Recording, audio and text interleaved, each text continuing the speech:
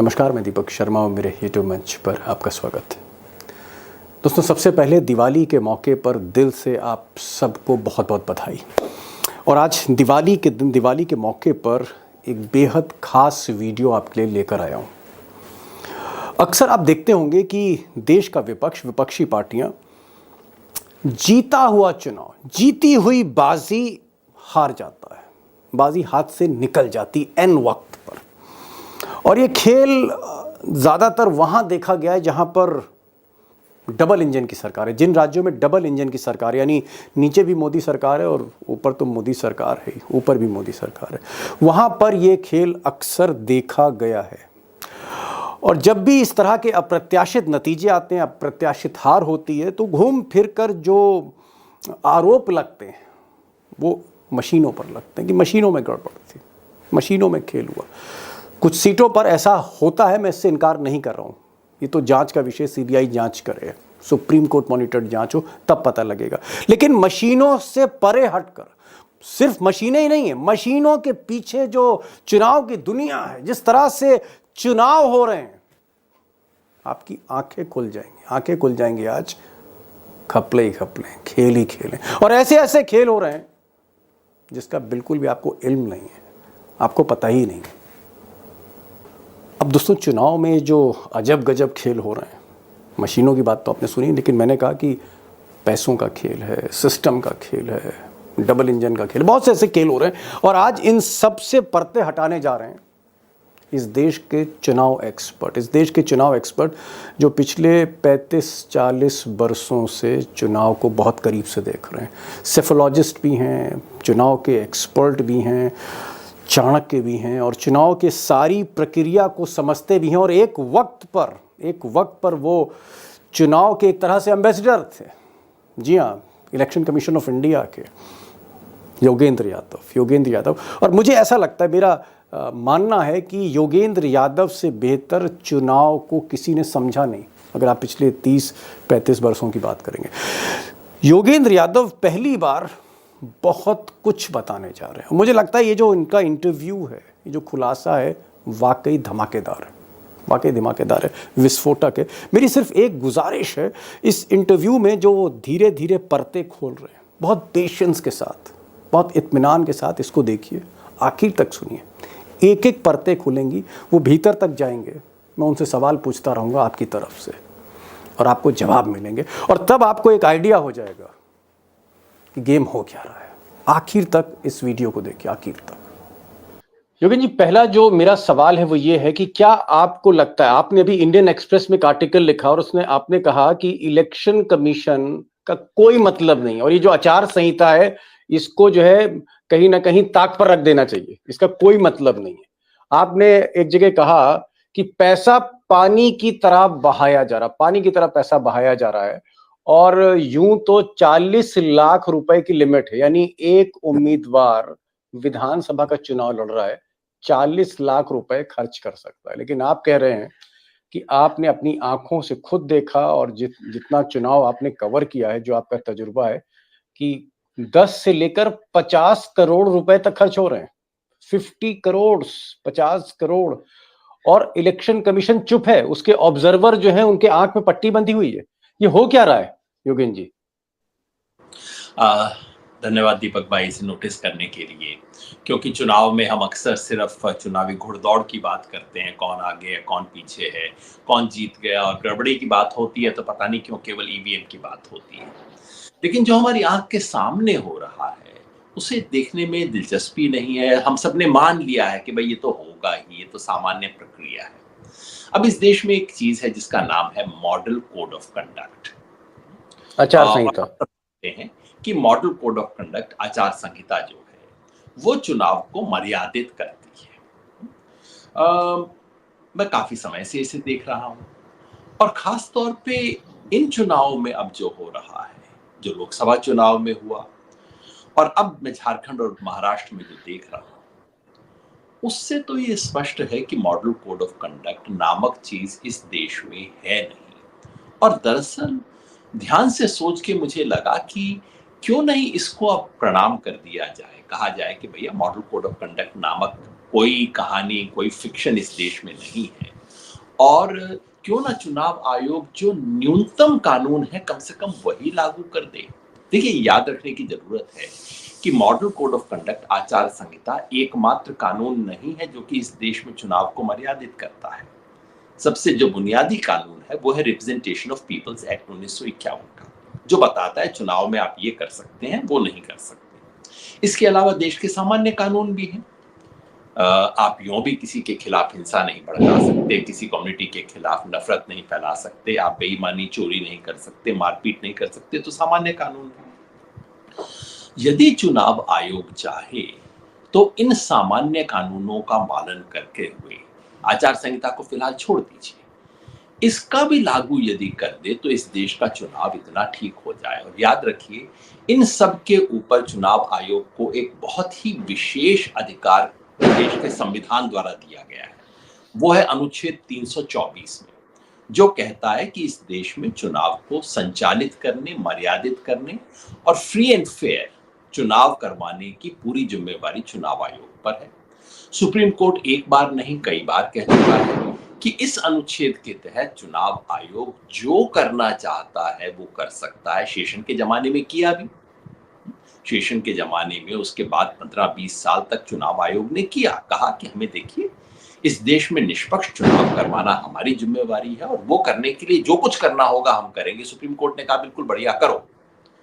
अब जो स्थिति आ गई है कि उन विशेष संवैधानिक चीजों को तो छोड़ दीजिए, जो बिल्कुल न्यूनतम चीजें हैं उनको भी ताक पे रखा जा रहा है। और ये महाराष्ट्र झारखंड का जो चुनाव हो रहा है बिल्कुल साफ उसका उदाहरण है। आप मॉडल कोड ऑफ कंडक्ट पढ़ना शुरू कीजिए, उसका पहला अनुच्छेद है, पहला ही अनुच्छेद है कि कोई भी पार्टी या कोई भी नेता चुनाव के दौरान ऐसी कोई बात नहीं कहेगा जिससे किसी की धार्मिक भावनाओं को ठेस पहुंचती हो, जिससे किसी एक धर्म के खिलाफ एक घृणा, नफरत या द्वेष फैलाने जैसी एक्टिविटी कहा जा सके। हेमंत बिस्व शर्मा 24 अक्टूबर जमशेदपुर में, आपने ही लिखा है, 24 अक्टूबर जमशेदपुर में इन्होंने एक स्पीच दी। देश के कोने कोने से में अभी भी ये बाबर बसे हैं, देश के कोने कोने में अभी भी ये बाबर बसे हैं। और जैसे लोगों को बाहर फेंक दो, ये हेमंत कह रहे हैं। इन लोगों को लात मार मार कर निकालने का समय आ गया है। यानी जो मुस्लिम्स की तरफ इशारा है कि चारों तरफ ये जो फैले हुए हैं इनको लात मार मार कर आगे करिए। ये भाषण जो है, ये एक्सेप्ट जो आपने कोट किया इंडियन एक्सप्रेस में, 24 अक्टूबर जमशेदपुर का भाषण है, जब आचार संहिता लग चुकी थी। मैं आपसे पूछना चाह रहा हूं कि अगर मान लीजिए, अभी मैं इलेक्शन कमीशन की बात नहीं कर रहा हूं, अगर टीएन सेशन होते, क्योंकि उस वक्त भी आप बहुत एक्टिव थे, बल्कि प्रोएक्टिव थे, टीएन सेशन अगर इस वक्त चीफ इलेक्शन कमिश्नर होते और एक chief minister model code of conduct लगने के बाद ये कह रहा होता कि ये जो बाबर बसे हैं देश देश में, लात मार मार कर इनको निकालिए, तो फिर सेशन क्या करते हेमंत बिस्व शर्मा के साथ? मैं ये पूछना चाहता हूं। बिल्कुल साधारण काम किया जाता, अगले दिन से इन पर चुनाव प्रचार करने का बैन लगा दिया जाता और कहा जाता कि आप झारखंड में घुस नहीं सकते, बाहर निकल जाइए। बिल्कुल इलेक्शन कमीशन के पास पावर्स हैं। उनको 24 घंटे का नोटिस दिया जाता, कहा जाता कि आप बताइए आपने कहा है या नहीं कहा है। बिल्कुल कहा है, मेरे को विश्वास नहीं हुआ, मैंने खुद वीडियो पे चला के चेक किया, एक एक शब्द चेक किया कि एग्जैक्टली क्या कह रहे हैं। तो उन्हें 24 घंटे का समय जरूर दिया जाता सफाई देने के लिए। और जब ये तय पाया जाता कि हाँ उन्होंने ऐसा कहा है, और इसमें देश में बच्चे को भी समझ आ जाएगा कि ये क्या कहा जा रहा है। ऐसे देश का कोने कोने में अभी भी जो बाबर बसा हुआ है, ये लोगों को भी हमने लात मार मार के निकालने का समय हमारा पास आ चुका है। केवल ये एक स्टेटमेंट नहीं है, पिछले महीने, 1.5 महीने से बार बार हेमंत बिस्वा शर्मा कह रहे हैं झारखंड के अंदर बांग्लादेशी घुसे हुए हैं, झारखंड के अंदर मुसलमान घुसे हुए हैं, झारखंड के अंदर क्रिश्चियन आदिवासी वर्सेस नॉन क्रिश्चियन आदिवासी का झगड़ा है नहीं, वो करवा रहे हैं। ये सब हो रहा है। यदि ये तय हो जाता तो बिल्कुल चुनाव आयोग के पास पूरी पावर्स हैं उनको ये कहने की कि आप झारखंड के चुनाव से बाहर हो जाइए। कैंडिडेट तो है नहीं, इसलिए उनका निरस्त तो हो नहीं सकता कुछ। उनको जी। कहा जाता कि आप अब इसमें स्टार प्रचारक नहीं रहेंगे, आप झारखंड से बाहर चले जाइए, आप इस चुनाव में प्रचार नहीं करेंगे। या कम से कम ये होता कि 72 घंटे तक आप पे बैन लग जाएगा चुनाव प्रचार करने का, कुछ भी होता। नहीं, बिल्कुल लेकिन सजा ऐसा दी है और दी गई है, योगेन जी, पास। ऐसा मेरा जो सवाल है, बहुत ऑपरेटिव क्वेश्चन मैं आपसे पूछ रहा हूँ कि मान लिया कि आपने कहा कि बैन लगना चाहिए था और ये बहुत ही मतलब घृणा और नफरत फैलाने वाली ये स्पीच है जिससे एक कम्युनिटी में एक तनाव हो सकता है। अ, मेरा सवाल है कि ये एक्शन क्यों नहीं इलेक्शन कमीशन ले पा रहे? इतना बड़ा जो है सिस्टम है हमारे देश में, राजीव कुमार क्यों नहीं उन्होंने एक चिट्ठी लिख के कहा कि भाई हम आपको बैन करते हैं? यही सबसे बड़ा सवाल है इस देश में इस वक्त जो चुनाव आयोग है। और मैं बहुत दुख से कहता हूँ, दुख से इसलिए कहता हूँ दीपक भाई, कि एक समय पे चुनाव आयोग ने लगभग मुझे अपना एम्बेसडर बनाया था। जब भारत का चुनाव आयोग बहुत धड़ल्ले से इस तरह के काम कर रहा था, तो मुझे याद है 2002 में जब चुनाव आयोग ने अपनी 50वीं वर्षगांठ बनाई भारत के चुनाव की, तो उन्होंने गोल्डन जुबली, दुनिया भर के, वाजपेयी की सरकार जब थी। जी जी, वाजपेयी जी की सरकार थी उसको, आप दुनिया एम्बेसडर भर थे के चुनाव इलेक्शन कमिश्नर्स, कमीशन के। जी इलेक्शन कमीशन ने 50 वर्ष जो कि भारत के चुनाव के हुए थे, उस जी, मौके पे उन्होंने दुनिया भर के चुनाव कमिश्नर्स को भारत बुलाया और उन्होंने कहा हम नहीं बताएंगे कि हमने क्या शानदार काम किए हैं, ये एक लिखने पढ़ने वाला आदमी है, ये बताएगा। तो मैंने कीनोट एड्रेस दिया था ये बताते हुए कि भारत का चुनाव आयोग जी, किस तरह से पूरी दुनिया के लिए मॉडल बन सकता है। मजे की बात यह है कि इंग्लैंड में, हम लोगों को ज्यादातर को पता नहीं है कि इंग्लैंड के अंदर चुनाव आयोग होता ही नहीं था। इंग्लैंड में चुनाव आयोग बना ही सन 1995-96 के बाद कभी है। और वो लोग आए तो मैंने कहा कि ये बहुत अच्छी बात है, 200 साल तक आपने हमें बताया कि दुनिया कैसे चलानी चाहिए, अब जरा हम आपको बताते हैं कि चुनाव आयोग कैसे बनना चाहिए। तो जो व्यक्ति इस तरह के काम कर चुका हो, दुनिया भर में जाके मैंने भाषण दिए, बताया कि भारत की चुनाव प्रक्रिया कितनी स्वतंत्र है। ये सन 1995-96 से लेके समझिए 2010 तक के करीब सरकारें आई नहीं, गई। लेकिन एक बड़ी बात योगेन जी आपने कही, आपने कहा कि 2002 में आपको इलेक्शन कमीशन ने एम्बेसडर बनाया क्योंकि आप चुनाव की प्रक्रिया को बहुत भीतर तक समझते थे। उस वक्त आप एक बहुत बड़े प्रतीक भी थे। दूरदर्शन में आपके प्रोग्राम आते थे सेफोलॉजी के, हर चुनाव में आप और प्रणव राय यही चेहरे थे और विनोद दुआ, 3 लोग। अ, वाजपेयी के टाइम पे 2002 में आप ये कह रहे हैं कि साहब हिंदुस्तान का जो चुनाव का सिस्टम है दुनिया का सबसे बेस्ट है, और 10 साल के बाद या 14 साल के बाद अगर हम देखते हैं स्थिति कि वही बीजेपी की सरकार है, मोदी और शाह जो है उनके हाथ में सिस्टम है, और आप कह रहे हैं कि अब मॉडल कोड ऑफ कंडक्ट को जो है वो कूड़ेदान में फेंक देना चाहिए, यानी उसका उसका कोई मतलब नहीं है। ये जो फर्क है वाजपेयी से और मोदी तक, अगर जी योगेन जी नहीं, मैं पूछूं, हाँ, अब बुनियादी फर्क आपको क्या लग रहा है? अगर वही एक बीजेपी की सरकार वाजपेयी की और वही अब मोदी के हाथ में। एक स्पष्टीकरण कर दूं, एम्बेसडर शब्द का इस्तेमाल इलेक्शन कमीशन ने नहीं किया था। इलेक्शन जी, कमीशन ने मुझे की नोट एड्रेस देने को बुलाया था। चलिए, हाँ, दुनिया भर ऑलमोस्ट के 50 देशों के सारे इलेक्शन कमिश्नर्स आए हुए थे और उनके सामने की नोट एड्रेस देके मैंने स्थापित किया था कि देखिए दुनिया में एक मिसाल बन सकती है कि कैसे जी, कोई संस्था एक, और हमारे देश में पार्टियां हारती हैं, हारने वाली पार्टी सलाम करती है और कहती है कि ठीक है जनता ने हमारे खिलाफ वोट दिया है, चुपचाप से सत्ता में हट जाती है, और कैसे ये पूरी दुनिया के लिए एक मिसाल बन सकता है।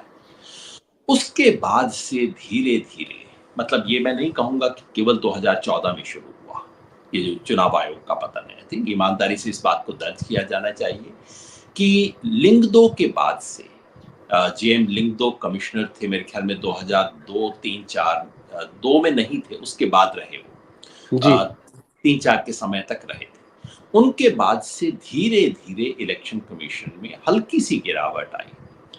इसे मुझे ईमानदारी से दर्ज करना चाहिए कि डॉक्टर एमएस गिल, जो कि चुनाव आयुक्त तो रहते वक्त जिन्होंने बहुत शानदार काम किया, लेकिन उसके बाद वो राज्यसभा के मेंबर बने, मंत्री बन गए। मुझे बहुत दुख हुआ ये देख के। नवीन चावला जी, जो कि गांधी परिवार के बहुत नजदीक माने जाते थे, वो चुनाव आयुक्त बने। करते रहते हुए उन्होंने कोई गलत काम नहीं किया, लेकिन इन चीजों से इशारा जो था, इशारा बहुत अच्छा नहीं था। धीरे धीरे चुनाव आयोग में थोड़ा सा प्रश्न चिन्ह लगने शुरू हुए, हल्के हल्के, बहुत बड़े नहीं। लेकिन उसके बाद जो हम देख रहे हैं 2014 के बाद, और सबसे इसका टर्निंग पॉइंट है 2019। 2019 में 2000 आपको याद होगी कहानी, अशोक लवासा जी भारत के चुनाव आयुक्त थे। वो पुराने जमाने के नहीं थे, वो मोदी सरकार द्वारा अपॉइंटेड चुनाव आयुक्त थे और मोदी सरकार के बहुत इंपॉर्टेंट ब्यूरोक्रेट रह चुके थे। लेकिन 2019 के चुनाव में जब मोदी जी ने अपने नाम पे एक चैनल चलवाया बिना किसी अप्रूवल के, ना, तो अशोक लवासा ने कहा ना भाई, यहाँ पे तो लक्ष्मण रेखा क्रॉस हो रही है, और उन्होंने उसके विरुद्ध अपना डिसेंट दे दिया। उन्होंने अपनी असहमति दर्ज की।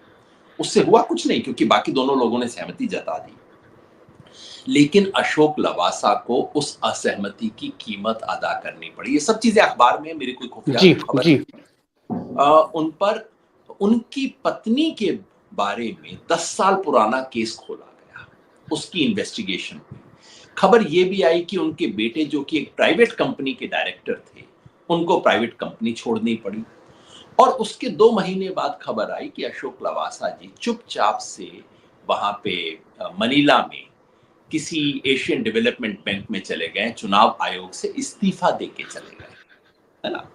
तो जिसका मतलब है कि सबको उस मैसेज क्लियर हो गया कि भैया, चुनाव आयोग में रह के अगर तुम थोड़ा सा भी चूंचा करोगे तो तुम्हारे साथ वो होगा जो कि अशोक लवासा के साथ हुआ।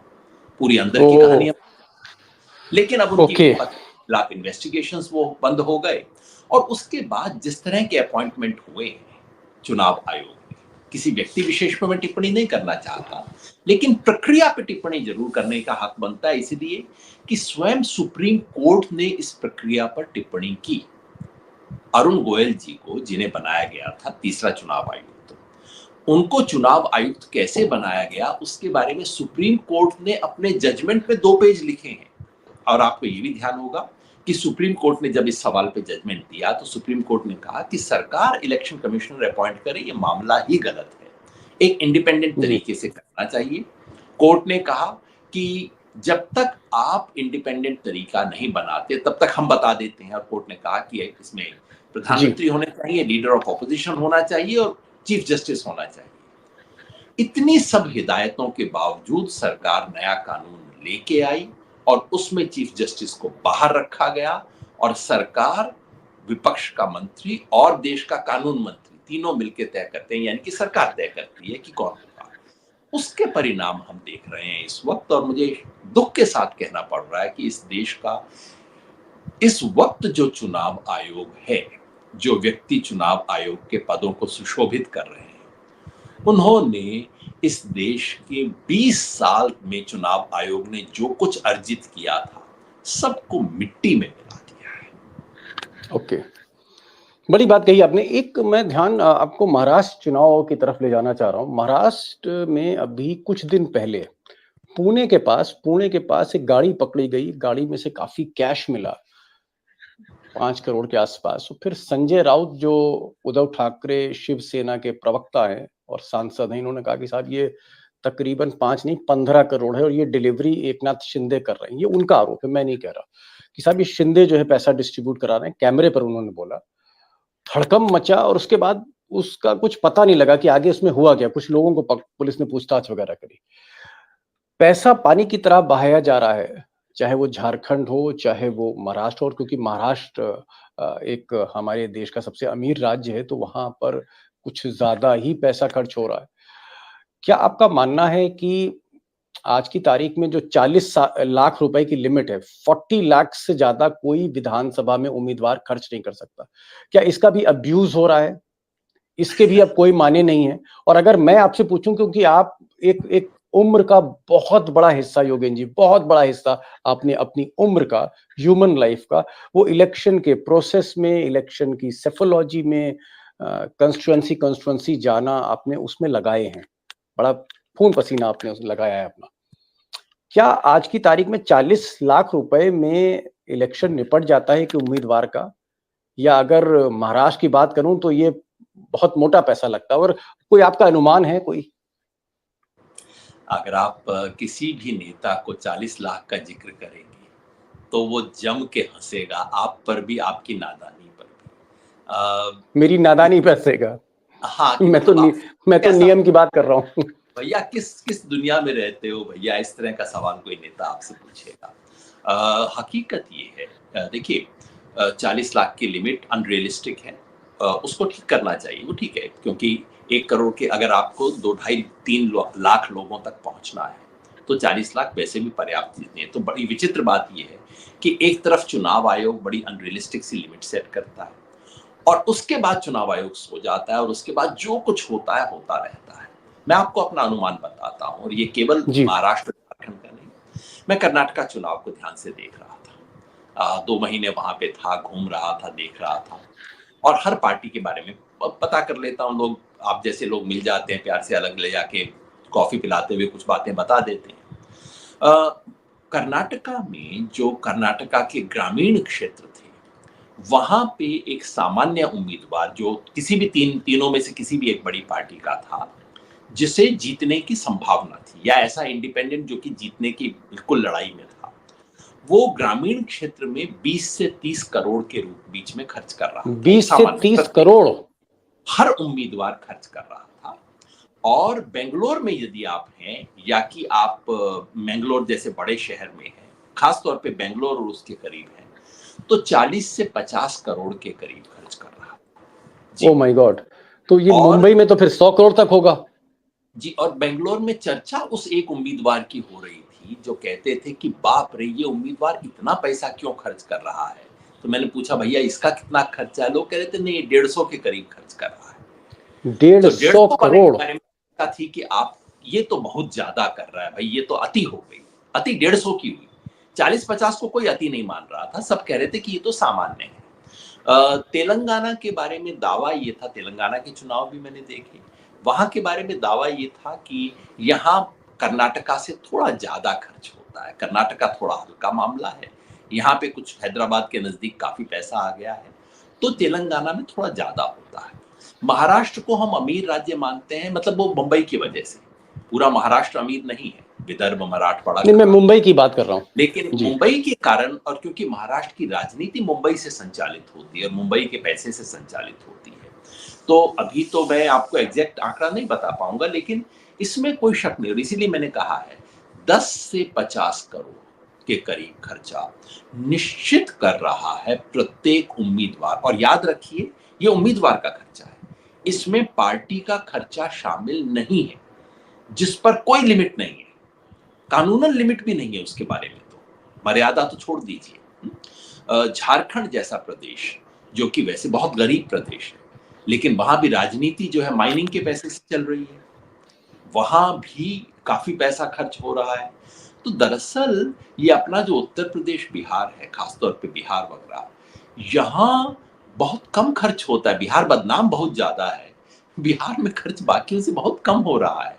लेकिन ये दक्षिण और पश्चिम भारत जो है, जहां कुछ जी। संपन्नता आई है, बहुत पैसा खर्च हो रहा है। और मतलब दिक्कत ये है, देखिए चुनाव आयोग ये जो हर बार छोटी मोटी खबरें आ जाती हैं, यहाँ 5 करोड़ पकड़ा गया, यहाँ 2 करोड़ पकड़ा गया, बाद में चुनाव आयोग एक लिस्ट भी जारी कर देता है, हमने कुल मिला के छापों से 250 करोड़ रिकवर किया इत्यादि। इन सब जी। का दीपक भाई कोई मतलब नहीं है। ये बिल्कुल ऐसा है कि आपके मेन दरवाजे पे कोई मुनीम बैठा हुआ है, चौकीदार बैठा हुआ है, वो कह रहा है अच्छा आप 10:26 पे क्यों आए, आपको तो 24 मिनट पे आना था, मैं दर्ज करूंगा, स्टैंप करूंगा, ये वो। और उधर पीछे सारे दरवाजे और खिड़कियां खुली पड़ी हैं, जहां से लोग आ रहे हैं, जा रहे हैं, और ये चौकीदार फ्रंट गेट पे बैठा हुआ आपके मिनट और सेकंड नोट कर रहा है और आपसे कह रहा है कि आप 50 सेकंड लेट क्यों हुए इत्यादि। इस किस्म का मजाक इस वक्त इस देश में चल रहा है। नहीं, लेकिन एक पैसे चीज का कोई मतलब योगेन जी, एक सवाल यहाँ से, इसी से एक सवाल ये आता है, मेरे जहन में आ रहा है। मान लीजिए मैं मुंबई में चुनाव लड़ रहा हूँ और मेरे ऊपर सत्ता का हाथ है और मैं 100 करोड़ रुपए खर्च कर देता हूँ। अगर मैंने 100-150 करोड़ रुपए खर्च कर दिए मुंबई में और मैं जीत गया, तो 150 करोड़ रुपए एक्सपेंडिचर अगर मेरा है, मैंने निवेश किया अपनी विधायक बनने में, एमएलए बनने में, तो मैं सरकार में जब मंत्री रहूंगा तो क्या मैं उस पैसे की रिकवरी करूंगा या उससे दुगनी रिकवरी करूंगा? जो मैंने वो पैसा सीधी सी बात 150 है। करोड़ शौक के लिए बहा दिया। बिल्कुल। अभी तो मैं 100-150 छोड़ दीजिए, मैं सिर्फ अभी 20-25-30 करोड़ कहता हूं, जो कि एक बिल्कुल नॉर्मल एवरेज है इस वक्त उस पूरे जी। इलाके में। अब आप ये 20-25 करोड़ कहां से भरपाई करेंगे? इसका सीधा उत्तर बेंगलोर में, हैदराबाद में और मुंबई में है, रियल एस्टेट से। रियल एस्टेट का स्कैम करके आप किसी जमीन पर कब्जा करेंगे या करवाएंगे, वहां पे आप बिल्डिंग बनवाएंगे और उस बिल्डिंग से पैसा जो आएगा वो आपके पास आएगा। सारी की सारी पॉलिटिक्स इन इलाकों में, बेंगलोर में, हैदराबाद में और मुंबई में, सारी पॉलिटिक्स रियल एस्टेट स्कैम के सहारे चल रही है और दुर्भाग्यवश तमाम पार्टियों में चल रही है। कोई पार्टी इसके कोई अपवाद नहीं है और चुनाव आयोग हाथ पे हाथ रखे देख रहा है, कुछ नहीं कर रहा है। और ये बात इस पे भी लागू होती है।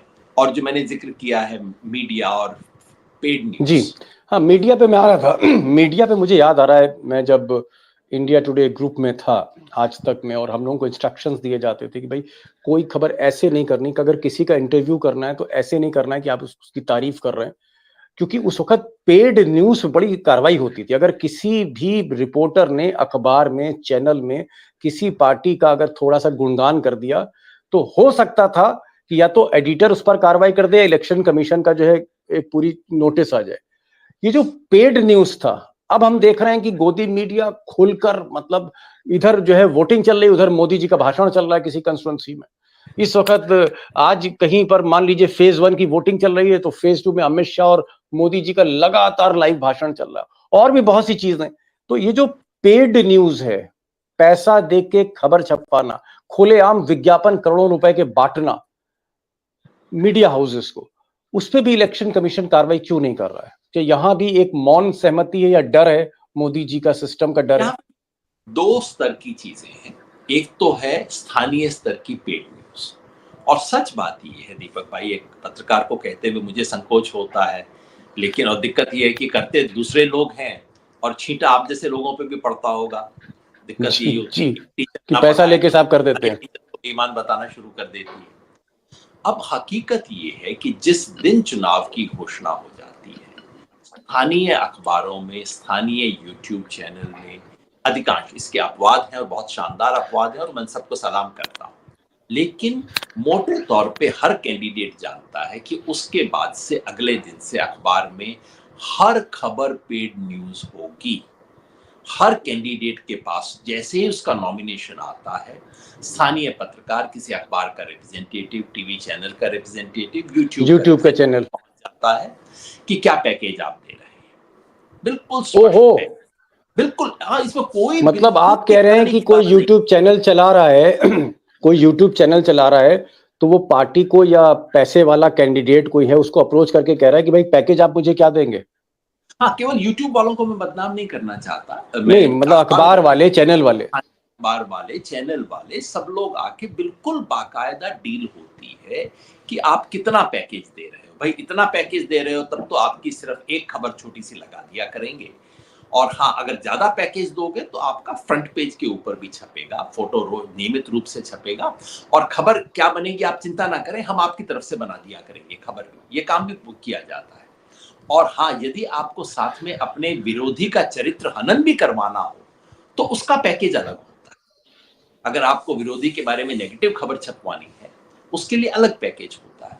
तो एक तो स्थानीय स्तर पे ये होता है बिल्कुल, और मतलब देख के मैं तो सर पकड़ लिया, इतनी बुरी स्थिति हो गई है। फिर मैं बार बार कहता हूं, इसके अपवाद हैं, उन अपवादों को सलाम करना चाहिए। उन्हीं लोगों ने इस देश में पत्रकारिता की साख बचाए रखी, लेकिन जी। एक सामान्य राजनेता सामान्यतः चुनाव के समय मानकर चलता है कि हर कोई खबर पैसे से खरीदी जा सकती है। मैं राज्य का नाम नहीं लूंगा। मुझे एक राज्य में एक नेता ने कहा कि मैंने उन्हें कहा कि देखिए ये चीज आई है, इसका आपने खंडन नहीं किया। उन्होंने कहा मैंने खंडन तो किया, 3 दिन से खंडन कर रहा हूं, चैनल दिखा नहीं रहे हैं, लेकिन आज मैंने व्यवस्था कर ली, आप देखना 9:30 बजे 7 मिनट की खबर आएगी। 9:30 बजे रात को 7 मिनट की खबर आएगी। वो उस व्यक्ति ने मुझे सुबह बता दिया और कहा कि 3 दिन से मैं प्रयास कर रहा था, न्यूज की तरह तब तो नहीं आई, पर आज मैंने व्यवस्था कर ली है। और उस दिन शाम 9:30 बजे 7 मिनट की खबर आई। मतलब ये ओहो। स्थिति है।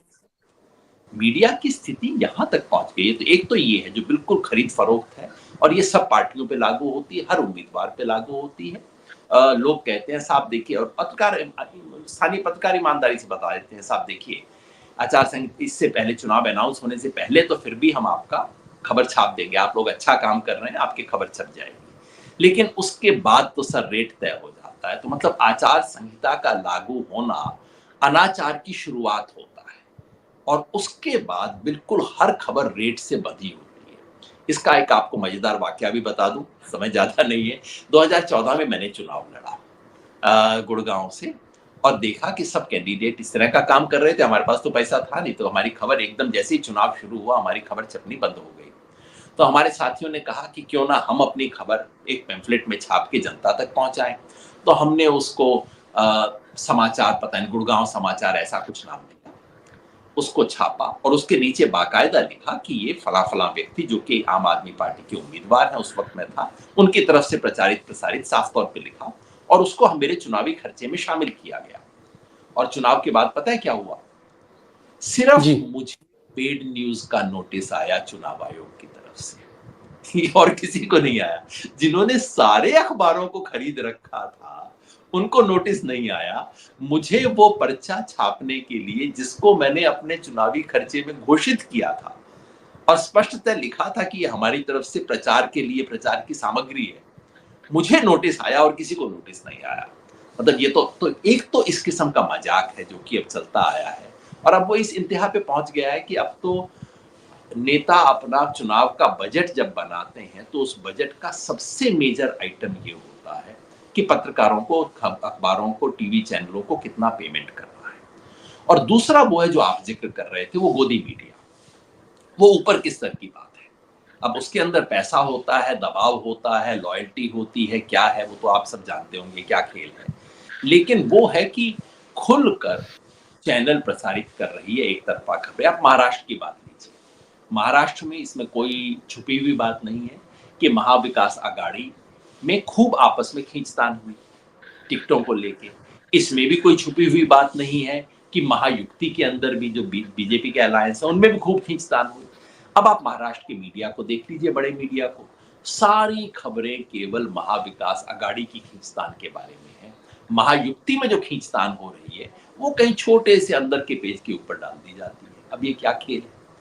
आप भी बता रहे हैं, ये जो स्पीचेस का खेल होगा, मोदी जी की स्पीचेस आएंगी और आखिरी दिन तक आएंगी, किसी न किसी बहाने से आएंगी। झारखंड में जिस दिन बैन लग गया होगा, 13 तारीख चुनाव है, 12 तारीख को बैन लग चुका होगा वहां पे, लेकिन 12 तारीख को मोदी जी की स्पीच धड़ल्ले से दिखाई जाएगी। मैं आपको आज बता रहा हूँ, कोई बहाना लेके बना दी जाएगी।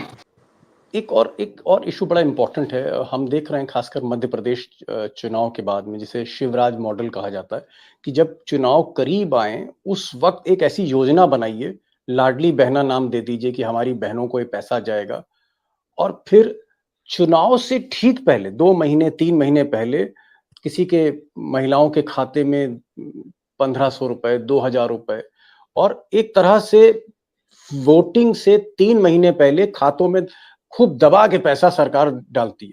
वही मॉडल जो है एकनाथ शिंदे सरकार ने लिया है लाडली बहना योजना के तर्ज पे, जहां 3-3 हजार रुपए जा रहा है। तकरीबन 1 लाख करोड़ की स्कीम है, जो अखबारों में मैंने पढ़ा, 1 लाख करोड़ रुपया खर्चा हो रहा है। ये जो चुनाव से ठीक पहले, ये जो 3 महीने 6 महीने पहले ये जो योजनाएं लागू की जा रही, इसको आप कैसे देखते हैं? ये जो कैश बांटा जा रहा है। माने अगर ये रिश्वत नहीं है तो और क्या है? सिंपल बात आप देखिए, और दुर्भाग्यवश आपने बिल्कुल ठीक कहा, ये शुरुआत हुई थी इसकी, मतलब इस तरह की चीजें होती पहले भी थी, लेकिन इसे एक व्यवस्थित स्कीम की तरह लागू नहीं, जो इंस्टेंट स्कीम निकाली गई 6 महीने 3 महीने के अंदर, वो मध्य प्रदेश से शुरू हुआ, मध्य प्रदेश में। और महाराष्ट्र ने तो अब इसको मॉडल बना दिया है। भविष्य में इसको अब शिवराज सिंह मॉडल नहीं कहा जाएगा, इसको महाराष्ट्र मॉडल कहा जाएगा, क्योंकि उन्होंने केवल एक स्कीम नहीं, शिवराज सिंह चौहान ने एक स्कीम लाई थी, लाडली बहना योजना, जिसके तहत उन्होंने महिलाओं को बैंक में पैसा देना शुरू कर दिया था। अब एकनाथ शिंदे सरकार ने तो एक नहीं दर्जनों स्कीम लागू कर दी है, मतलब खुद उनको गिनती याद नहीं होगी। कोई बता रहे थे कि सरकार ने पिछले 3 महीने में 300 ऑर्डर इशू किए हैं, जो ऑर्डर एक सामान्य सरकार 5 साल में करती है, वो उतने ऑर्डर 3 महीने में इशू किए गए हैं। 1 लाख करोड़ रुपया, जो कि दिल्ली जैसे प्रदेश की एनुअल बजट से ज्यादा है पैसा। ये इतना जी। उसमें कई चीजें हैं। उन्होंने भी लाडली बहन का बिल्कुल हूबहू लाडकी बहन करके एक योजना लागू की गई। अब आपको बहन लाडली लगती है, बहुत अच्छी बात है। आप पैसा देना चाहते हैं महिलाओं के अकाउंट में, बिल्कुल ठीक बात है, आपको अधिकार है। कर्नाटका सरकार ने भी ये काम किया है, लेकिन वो करने के लिए आप चुनाव में अपने मैनिफेस्टो में घोषणा कीजिए, राज्यपाल के अभिभाषण में लेके आइए, बजट का हिस्सा बनाइए, दीजिए, आपका अधिकार है। दिल्ली सरकार महिलाओं को फ्री ट्रेवल दे रही है, दीजिए, क्योंकि आपने घोषणा की, चुनाव में वादा किया, चुनाव में जीते, चुनाव के बाद आपने इंप्लीमेंट किया। लेकिन चुनाव से 2 महीना पहले, 3 महीना पहले आपको लाडली बहन अचानक याद आ जाए, जिसका जिक्र आपने राज्यपाल के अभिभाषण में भी नहीं किया था पिछले सत्र में, जो आपके बजट का हिस्सा नहीं है, वो अचानक आप तिजोरी खोल दें और धनाधन करना शुरू कर दें। तो मोटे तौर पे हुआ ये है कि लोकसभा चुनाव में बीजेपी हार गई महाराष्ट्र में, और उसके बाद उन्हें लगा कि कुछ भी हो, बंबई को बचाना तो अनिवार्य है, मुंबई में सत्ता हमें बचानी है, और उसके लिए स्पष्ट था कि कुछ भी करो, मुंबई को बचाओ, और इसलिए तिजोरी खोल दी गई है। हकीकत ये है कि आने वाली सरकार के पास पैसा होगा भी या नहीं हम जानते नहीं है। ये लोग अपने कर्मचारियों को तनख्वाह कैसे देंगे चुनाव के अगले महीने, ये भी स्पष्ट नहीं है। तो ये रेवड़ी कल्चर नहीं है, रेवड़ी से भी 2 कदम आगे है। रेवड़ी कल्चर उसको कहते हैं कि मतलब आप कह रहे हैं कि चुनाव के कारण दिवाली पे दिवाला निकाल दिया एकनाथ शिंदे ने महाराष्ट्र सरकार का, बिल्कुल दिवाला निकाल दिया। कर्ज है इस वक्त, तो ये सब आई थिंक 8 लाख करोड़ से ज्यादा का खर्च है, कर्जा है। अब ये केवल एक आर्थिक नीति के प्रश्न नहीं है, वो तो एक बड़े सवाल है कि सरकार को इस तरह की योजना लानी चाहिए, नहीं लानी चाहिए इत्यादि। मैं शुद्ध रिश्वत की इस वक्त बात कर रहा हूं कि आप चुनाव से ठीक पहले देखिए, मॉडल कोड ऑफ कंडक्ट फिर क्या कहता है। मॉडल कोड ऑफ कंडक्ट कहता है कि सरकार अपना सरकार में होने का फायदा नहीं उठा सकती चुनाव में, ये मूल स्पिरिट है। और मॉडल कोड ऑफ कंडक्ट में यही नई बात थी, इससे पहले सारे कानून इस देश में थे। मॉडल कोड ऑफ कंडक्ट जब 80 के दशक में आया तो वो केवल एक ही नई चीज लेके आया था, वो ये कि उसने रिकॉग्नाइज किया कि हाँ भाई, जो रूलिंग पार्टी होती है उसको अनफेयर एडवांटेज हो जाता है चुनाव में, और उसको रोकना चाहिए। अब ये बताइए, जो महाराष्ट्र में हो रहा है वो अगर अनफेयर एडवांटेज नहीं है तो और क्या है। तो ये जो चुनाव से ठीक पहले इस तरह की स्कीम्स लेके आना और खुल्लम खुल्ला पैसा बांटना, ये उन्होंने बहना के केस में किया है। बेरोजगारों के लिए एक नई योजना लेके आए हैं, लड़का भाऊ योजना। जी जी जी, मतलब इतनी योजनाएं अचानक, यहाँ तक कि बर्तन भी फ्री बांटे जा रहे हैं, उनकी एक कामगार योजना है, बर्तन फ्री बांटे जा रहे हैं। जी, मुंबई में था तो मुझे पता लगा कि साहब वहां अब साधारण बर्तन नहीं साहब, मुंबई की मुंबई है, स्टैंडर्ड उसका एक अलग होता है, तो वहां पे आपको मिक्सर ग्राइंडर बांटा जा रहा है। अब ये करने के बाद आप चुनाव करवा रहे हैं, और चुनाव आयोग इन सब को आराम से देख रहा है। और देखिए अब क्या है, आचार संहिता की खूबसूरती देखिए, ये आचार संहिता लागू होने के बाद आप क्या नहीं कर सकते इसका तो अलग बात है, लेकिन अब इसका मतलब ये हो गया कि आचार संहिता की लाइन खींचने से पहले आप जो मर्जी चाहे कर सकते हो, और अगर आपको करने में देरी हो गई है, आप नहीं कर पा रहे हैं वो तमाम चीजें, तो चिंता ना करें, हम चुनाव को थोड़ा पोस्टपोन कर देंगे। महाराष्ट्र का चुनाव जो कि हरियाणा के साथ पहले होना चाहिए था, पोस्टपोन किया गया। क्यों? इसका एक कयास ये है कि कहीं मुंबई से इशारा आया कि नहीं, अभी कुछ और योजनाएं, कुछ और पैसा बांटना है, थोड़ा सा हमें टाइम 2-4 हफ्ते का और चाहिए, आप हरियाणा निपटा लीजिए अलग से, और उसके बाद हमें थोड़ा सेटिंग करनी है। सेटिंग करने के लिए अब जिस तरह का बनाया गया, इसका आज तक कोई वो चुनाव आयोग जो कि कहता है कि पूरे देश का चुनाव एक साथ हो जाना चाहिए, 1 नेशन 1 इलेक्शन, आप हरियाणा और महाराष्ट्र का चुनाव एक साथ नहीं करवा रहे हैं। क्यों? एक कयास यही लगता है कि महाराष्ट्र की बीजेपी सरकार को, लड़खड़ाती सरकार को किसी तरह का थोड़ा और वक्त चाहिए था, और उस वक्त का जैसा कि आप जानते हैं उन्होंने कितना सदुपयोग किया है। जी। तो अब किसी औरत के अकाउंट में 7,500 रुपए आ जाए और आए महाराष्ट्र में, ना सिर्फ उन्होंने पिछले महीनों की किस्त दे दी, दिवाली की एडवांस किस्त भी दे दी गई है। एडवांस पैसा आ रहा है। अब आप बताइए, ये अगर खुल्लम खुल्ला रिश्वतखोरी नहीं है चुनाव, तो और क्या है? अब जी। ये होने के बाद चुनाव का मतलब क्या बचता है? एक लास्ट क्वेश्चन है और बहुत ब्रीफ मैं आपसे जवाब चाह रहा हूँ। आपको क्या लगता है कि सिर्फ खेल मशीनों का नहीं हो रहा है, पूरे सिस्टम का खेल हो रहा है चुनाव में?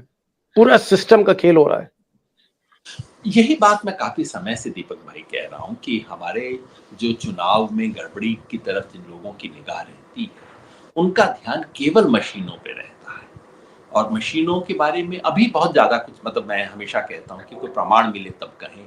दुर्भाग्यवश चुनाव आयोग ने इसके भी जवाब नहीं दिए हैं। जिन लोगों ने पूछा था कि भाई कुछ क्षेत्रों में टर्नआउट बढ़ क्यों गया, चुनाव आयोग ने अभी तक संतोषजनक जवाब नहीं दिया है। एसोसिएशन ऑफ डेमोक्रेटिक रिफॉर्म, जो कि 25-30 साल से शानदार काम कर रही है, उन्होंने पूछा कि चलिए आप सिर्फ इतना बता दीजिए कि ईवीएम में जितने वोट गिरे और ईवीएम के जितने वोट काउंट हुए, उन दोनों में अंतर क्यों है? अब होना तो नहीं चाहिए ना, सवाल बनता है ना। अब वो बेचारे सवाल पूछ रहे हैं, चुनाव आयोग ने आज तक कोई जवाब नहीं दिया है। देश की 542 में चुनाव हुआ था और उनमें से 536 चुनाव क्षेत्र ऐसे हैं जहां ईवीएम में जितने वोट डले और जितने वोट काउंट हुए, दोनों में अंतर है। इसका भी कोई जवाब नहीं। तो फोकस हमारा इस पे आ जाता है। लेकिन मैं बार बार कहता हूं कि जो सामान्य चीजें हमारी आंख के सामने हो रही हैं, उस पर तो ध्यान दीजिए। वोटर लिस्ट में जो नाम कटवाए जाते हैं, जो खुल्लम खुल्ला सरकारी स्कीम बना के ब्राइबरी की जाती है, चुनाव से 48 घंटा पहले, 24 घंटा पहले जो दारू बांटी जाती है, जिस तरह का पैसा खर्च किया जाता है, मीडिया को खरीदा जाता है, इन सब चीजों के बारे में अब हम एक तरह से हमने मान लिया है कि चुनाव ऐसे ही होंगे। और ये बहुत खतरनाक चीज है। इसके बारे में ध्यान आकर्षित करने के लिए मैंने लेख लिखा। बड़ी बात आपने कही है योगेंद्र जी, कि सिर्फ मशीनों पर ध्यान नहीं जाना चाहिए। पूरा सिस्टम जो है उसी में बहुत सी खामियां हैं जो कहीं ना कहीं एक पर्टिकुलर पार्टी को फेवर कर रही हैं। और मुझे लगता है अगर यही हाल रहा या सिचुएशन डिटेरिएट करी और ज्यादा नीचे आई और ज्यादा पतन हुआ, तो आने वाले वक्त में या जो नई जनरेशन जब आगे बढ़ेगी, तो विपक्ष से जो भी आदमी अगर चुनाव जीतता है तो योगेंद्र यादव की तरफ से उसको गैलेंट्री मेडल देना चाहिए। फिर गैलेंट्री मेडल ही मिलना चाहिए। जो विपक्ष का आदमी अगर चुनाव जीत जाता है तो गैलेंट्री मेडल का ही वो हकदार है। इस तरह की बात इन्होंने सिचुएशन की है। योगेंद्र जी, आप आए, दिवाली पर आपने समय निकाला। मैं किन लफ्जों में आपका शुक्रिया अदा करूं, मुझे खुद नहीं, वो लफ्ज नहीं मिल रहे हैं। बस आप आते हैं और हमारे श्रोताओं को, दर्शकों को, दोस्तों को, मित्रों को आप इंस्पायर करते हैं, एक नई बातें आप सामने रखते हैं। उसके लिए बहुत बहुत शुक्रिया।